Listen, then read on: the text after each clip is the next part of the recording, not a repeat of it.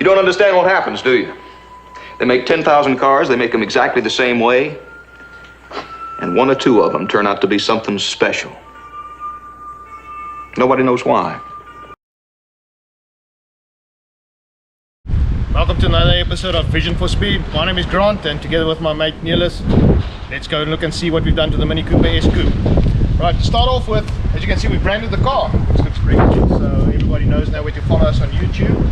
And if you come and look around by the engine side of things, we've fitted a K&N filter, we've done the silicone hose kit, we've put in the cat delete, we built the exhaust system, all the little things we bought off the shelf except for the exhaust system from MTC Motorsport in the UK. So I just want to say one thing about MTC Motorsport. Matthew at MTC, well done bud, the service was just incredible, really happy with that. And if you need something fast and you need proper service, give those guys a call. They're really, and the prices are really also good. We also did buy the bigger intercooler from them, so that has been a nice upgrade for what we've done so far. The next step in our car is going to be to upgrade the ECU.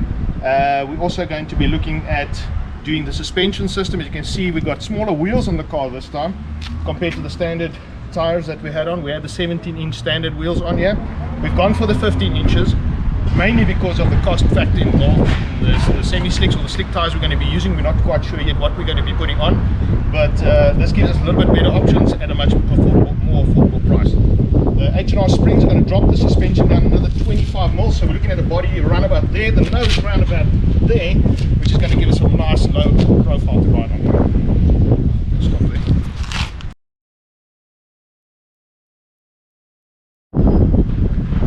One of the interesting things that we came across while building this car is, and you'll notice a decal on the car called Group N Spec. Now this is quite interesting. It's part of my motorsport history really, and part of South African motorsport history. Group N racing was a very strong formula in the early years, from around about 1985 onwards till around about 1998. That series was probably one of the biggest racing series South Africa ever had. Big manufacturer involvement, Nissan Motorsport, BMW Motorsport, Opel Motorsport, all these guys were involved in the racing and launched the careers really of guys like myself. It turned me into a professional racer, and many other racers also turned professional out of that type of racing. Unfortunately, it died a slow death near the end, mainly because of corporate involvement that they kind of wanted to go more towards other sports, and motorsport really didn't follow it up. So quite sad to see Group N have died in South Africa, but this car really represents that era.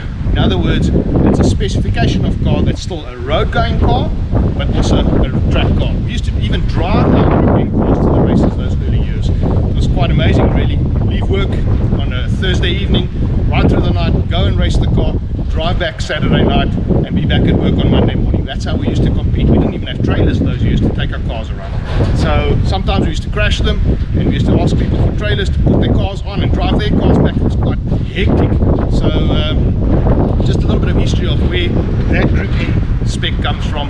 Also, the other side of that history is my father was heavily involved in Group N cars and building Group N cars of those early era, and he in fact won 19 South African championships with 16 different drivers. 4 of those championships being with me, but he worked for Nissan Motorsport, and they prepared the Fiat Unos, they did the Nissan Maximas, they did the Nissan Sentra, they did the Nissan Sabres, and won many races, many championships. And I'm really proud to say that over those years we learned so many things, and especially from my dad I learned so much how to set up cars like this.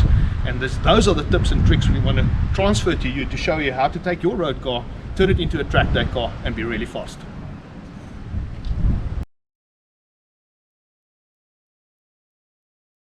Right, so we're getting ready for our road trip tomorrow, which is the 22nd of May 2022, and Niels and myself are heading out to the Auto Idol Fest down at the Mall of Africa in Midrand, Johannesburg. And there we've got a number of cars on the stand there that we've built in this shop of ours here in Nailstroom, South Africa.